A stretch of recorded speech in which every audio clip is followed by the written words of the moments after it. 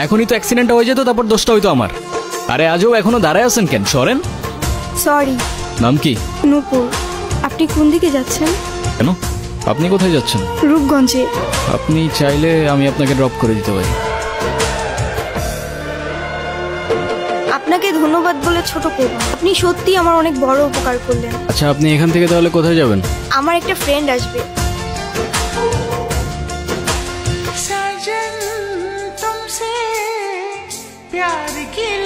আমার ভাই দেখলে আপনারে মেলা খুশি হবে। ওই, সমস্যা কি তোর? ওনারা ডিস্টার্ব করতেছিস কেন? কেরে তুই আমার কলার ধরছিস কেরে?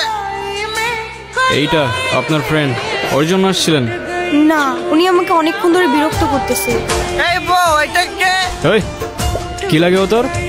আপা, আপা, উনি আমার আপা হয়। হ্যাঁ, মেয়ে দেখলে মাথা ঠিক থাকে না? না, বিরক্ত করতেছিলি কেন?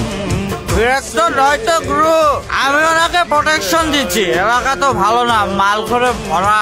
তোর প্রোটেকশন দেওয়া লাগবে না, যা তুই যা, ফোট। আপনিও কি ফলো করতেছেন আমাকে? নেন। আসলে আমার একদমই খেয়াল ছিল না। আপনার গাড়িতে ফেলে আসছিলাম না? Yes ma'am. একটা কল করা যাবে? হ্যালো, আমি নূপুর। তোমার নাম্বার কি হয়েছে? বাসায় ফেলে আসছি। আমি তো রূপগঞ্জে। তুমি কোথায়? কিন্তু আমি তো রূপগঞ্জ নাই এখন। সকালে আম্মু আপুর সাথে কথা বলে আসছি। তোমাকে না কালকে বললাম আমি রূপগঞ্জে আসতেছি। আমার তো খেয়ালই ছিল না। তো আমি এখন একা কি করব এখানে? তুমি এক কাজ করো, শ্যামপুর স্টেশনে আসো, ওইখান থেকে আমরা একসাথে পালাই যাবো। আচ্ছা ঠিক আছে। আপনি কি আমাকে একটু শ্যামপুর স্টেশনে পৌঁছে দিতে পারবেন? চলেন, আমাদের জার্নি এখানেই শেষ। আচ্ছা, আপনার বয়ফ্রেন্ড কই? ও আসে নাই? আসছে হয়তো। আচ্ছা, আপনার ফোনটা একটু দেন তো। কি হয়েছে, তুমি কল ধরতেছো না কেন? আমি স্টেশনে এসে দাঁড়ায় আছি, তুমি কই? আসলে একটা প্রবলেম হয়ে গেছে, বুঝছো? কি হয়েছে? আম্মু বলতেছে যে মেয়ের বাপ মায়ের পরিচয়টাই নাই, সেই মেয়ের আমি করে তুলতে পারবো। এই শহরের মানুষগুলোর জন্য কান্না করে লাভ নেই, মুখটা ধুয়ে ফেলেন, আর পারলে সাথে নিজের কষ্টগুলো মুছে ফেলেন। বলছিলাম না, আজকাল মানুষের 2 দিনে ভালোবাসা হয়, 3 দিনে পালাই গিয়ে 4 দিনে ডিভোর্স হয়ে যায়। আপনার তো তাও ভাগ্য ভালো, আগেই কাহিনী শেষ। আচ্ছা, আমার সাথে বারবার কেন এমন করে বলতে পারেন?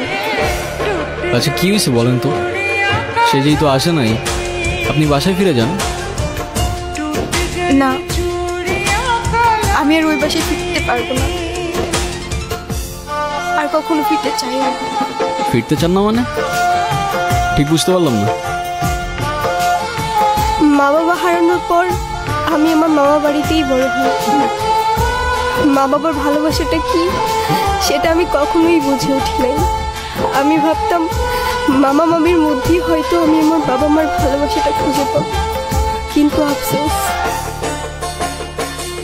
কিরে, এত দেরি হলো যে? এই 500 টাকা তোর কাছে রাখ, আর তোর মামি আসলি কোষ? আমি হাটে গেছি। হ্যাঁ, মামার একটা বদ অভ্যাস, মামা জুয়ায় আসক্ত।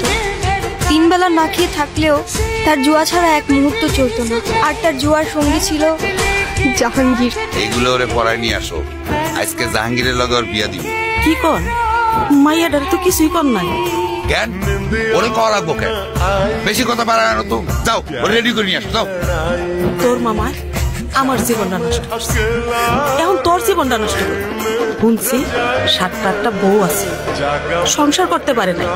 তোরে না একটা পুলায় ভালোবাসে, এই পুলাটারে কল দিয়া পুলাটার সাথে পালায় আসা। তোর জীবনটা নষ্ট করিস না। ও নাকি আমাকে অনেক ভালোবাসে, আমার জন্য সব কিছু করতে পারবে। ওর কথাগুলো শুনলে মনে হতো পৃথিবীতে অন্তত কেউ একজন আছে যে আমাকে সত্যিকারের ভালোবাসে। আর যখন কাঁধে দায়িত্বটা পড়লো, সেই ভালোবাসা জানালা দিয়ে পালায় গেল, তাই তো? আমি তোমাকে ভালোবাসি। শুধু এই 3টা শব্দ বলে দিলেই তো আর ভালোবাসা হয়ে যায় না। সারা জীবন পাশে থেকে দায়িত্বটা কাঁধে নিয়ে তারপর ভালোবাসাটা প্রমাণ করতে হয়।